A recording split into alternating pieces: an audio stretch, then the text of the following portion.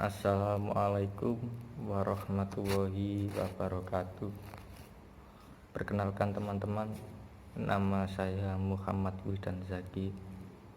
Saya mahasiswa dari Prodi Pendidikan Bahasa dan Sastra Indonesia di Fakultas Ilmu Keguruan dan Ilmu Pendidikan di Universitas Jember. Pertama, saya ingin mengucapkan terima kasih sebesar-besarnya kepada Bapak dosen selaku pengampu di mata kuliah sejarah sastra, dan juga saya berterima kasih kepada teman-teman yang menyempatkan waktunya untuk menonton video ini. Kali ini saya akan mencoba untuk mereview sebuah karya sastra, di mana hal ini juga berkaitan dengan tugas akhir dari mata kuliah sejarah sastra, dan saya memilih untuk mereview sebuah karya sastra dalam bentuk novel. Di sini judulnya adalah Matahari di Atas Gili, dibuat oleh Lintang Sugianto. Nanti di dalamnya saya akan membahas sedetail mungkin yang berkenaan juga dengan angkatan sastranya tentunya, dan juga berkaitan dengan tuntutan tugas tersebut. Pertama-tama kita harus melihat dulu wujud dari novel ini yang tampak cover dan juga cukup tebal, tetapi tidak setebal novel-novel dalam biasanya. Bentuknya juga lumayan kecil, jadi bisa praktis untuk dibawa kemana-mana. Sampulnya juga terbuat dari bahan yang bagus, cukup tebal, yang akan menambah kesan eksklusif dalam novel ini. Halamannya bisa kita lihat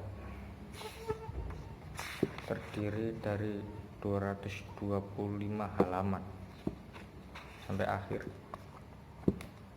Ini bentuknya teman-teman bisa lihat, sangat eksklusif sekali kalau menurut saya. Nah, selanjutnya kita harus kenal terlebih dahulu kepada pengarangnya, yaitu Lintang Sugianto. Lintang Sugianto ini lahir di Jakarta sebagai anak ketiga dari pasangan almarhum Warsono Dinoto dan Erice Lausasuak. Di sepanjang hidupnya, di masa kecilnya maksud saya, ia hidup berpindah-pindah dari kota ke kota bersama keluarganya. Nah, pada usia ke-18 ia kembali menetap di Jakarta.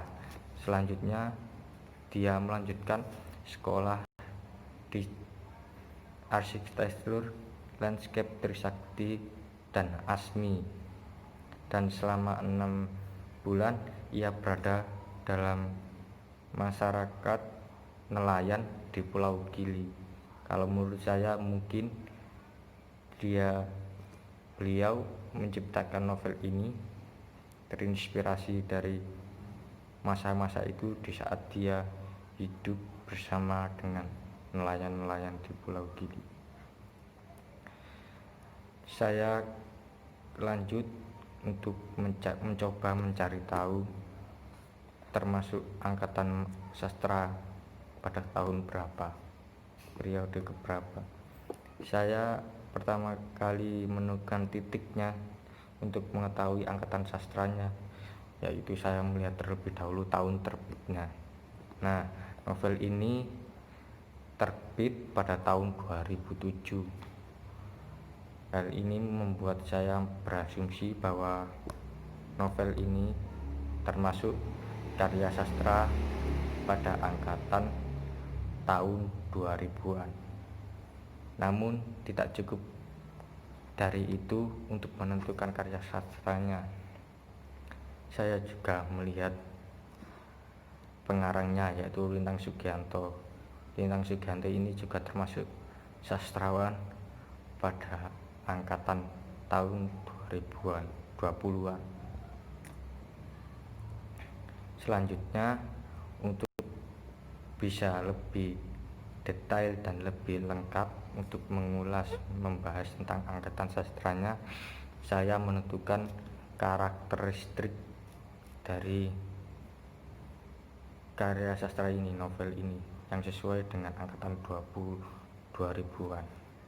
Nah, untuk yang pertama, ciri-ciri atau karakteristik dari sastra angkatan 2000-an yaitu bertema romantik sosial. Novel ini juga menurut saya dapat mengambil kesimpulan bahwa ini bertema romantik dan sosial, karena di dalamnya juga diceritakan bahwa ada seorang perempuan yang dulunya semasa kecilnya tidak mengenal orang tuanya. Dia diasuh oleh mama yang kemudian diasuh lagi oleh orang tua lain, keluarga lain, yang kemudian di situ Syuhada dijadikan pembantu dan disekolahkan sebagai pembayarannya. Lalu dia pindah keluarga lagi, diasuh oleh orang lain, dan juga alhamdulillah dalam alurnya Syuhada mendapatkan keluarga yang lebih baik, menciptakan Syuhada sebagai manusia yang berpendidikan dan memperlakukan Syuhada secara semestinya, bukan sebagai pembantu. Lalu di situ Syuhada, kesan romantisnya dimulai di sini kalau menurut saya. Jadi Syuhada bertemu kepada laki-laki yang bernama Suamar. Di sini dikisahkan banyak sekali kisah cintanya, dan menurut saya pasti kalian tertarik. Kesan romantisnya sangat elok kalau menurut saya. Kalian bisa baca sendiri. Lalu karakteristik yang kedua pada sastra angkatan 20-an yaitu munculnya sastrawan kaum perempuan. Nah, kebetulan bahwa Lintang Sugianto ini adalah seorang perempuan. Hal ini merupakan tanda-tanda bahwa karya sastra ini tergolong pada karya sastra angkatan 20-an. Pilihan kata yang diambil dalam novel ini juga termasuk pada pilihan kata rakyat jelataan atau bahasa sehari-hari. Di sini dapat kita lihat, saya contohkan.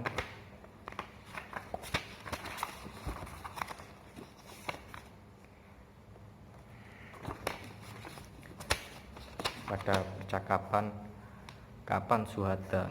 Insya Allah tak lama lagi. Semoga seperti Suamr ya. Semoga basic hatinya. Nah, di sini dapat kita lihat bahwa percakapannya tidak mengandung kesan yang berat, tetapi membuat percakapan dengan bahasa sehari-hari. Karakteristik selanjutnya yang menunjukkan bahwa novel ini termasuk karya sastra angkatan tahun 2000-an adalah kalimat-kalimatnya atau bahasa-bahasanya yang terdapat dalam novel ini mengandung bahasa-bahasa konotatif. Seperti saya contohkan,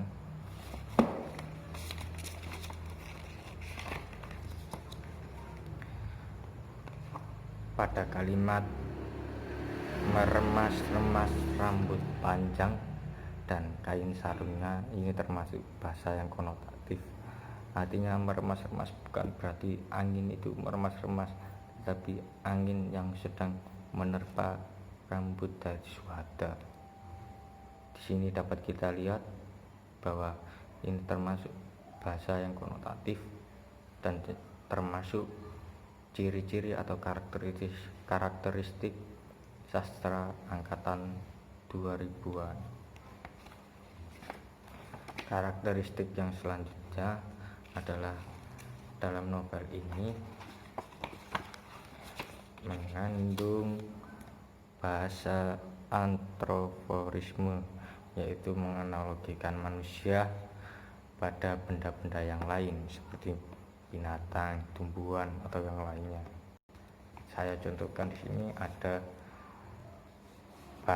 pada kalimat barangkali ia telah berubah serupa camar yang meminjam sayap agar bebas terbang, tetapi entah milik siapa. Di sini jelas sekali bahwa syuhada dianalogikan berupa camar yang meminjam sayap agar bisa bebas terbang. Ciri-ciri ini termasuk pada karakteristik sastra angkatan 2000-an. Nah, dari keterangan-keterangan yang sudah saya sampaikan tadi, maka dapat kita ambil kesimpulannya bahwa novel Matahari di Atas Gili karya Lintang Sugianto ini termasuk sastra angkatan tahun 2000-an. Nah, untuk sekedar informasi, saya sampaikan nilai-nilai yang terdapat di dalam novel ini. Nilai-nilainya cukup banyak kalau saya rasa. Yang pertama, pada novel ini terdapat nilai intelektual. Kenapa ada nilai intelektual? Saya dapat dari alur yang menceritakan bahwa seorang anak kecil dalam kaum, kalau dapat dikatakan kaum orang yang kurang mampu atau miskin, bahkan tidak punya orang tua, tetapi masih giat untuk menuntut ilmu. Dia berusaha sebisa mungkin untuk mengenyam pendidikan di negara kita. Dan juga nilai intelektual yang lainnya terdapat pada alur yang menceritakan ketika Syuhada sudah berada di sebuah pulau yang bernama Gili. Di situ pendidikan masih rendah, masyarakat masih kurang akan kesetaraan pendidikan, dan Syuhada ingin menjadikan pulau ini lebih tinggi tingkat kesadaran pendidikannya. Nah, terdapat nilai yang lain, yaitu nilai sosial. Nah, nilai sosial ini juga berkaitan dengan tema dari novel ini, yaitu novel ini mengandung tema sosial, dan sebagai alasannya nilai sosialnya ini saya ambil pada alur yang menceritakan bahwa di pulau Gili ini masyarakatnya mempunyai kebiasaan, yaitu memberikan atau mengambilkan air tawar untuk gurunya, karena di sini pada pulau Gili sangat sulit untuk mendapatkan air tawar. Maka untuk keistimewaannya, hormatnya kepada gurunya, masyarakat pada pulau Gili ini rela mengambilkan air tawar untuk gurunya. Kesimpulan dari novel ini, menurut saya novel ini berisi tentang tingkat pendidikan di Indonesia yang masih belum merata, dan ini juga mengingatkan kita bahwa ada problem di negara kita, yaitu pendidikan yang sangat penting untuk masyarakat. Nyatanya masih belum merata di Indonesia. Sekian dari saya, kurang lebihnya saya mohon maaf sebesar-besarnya. Terima kasih.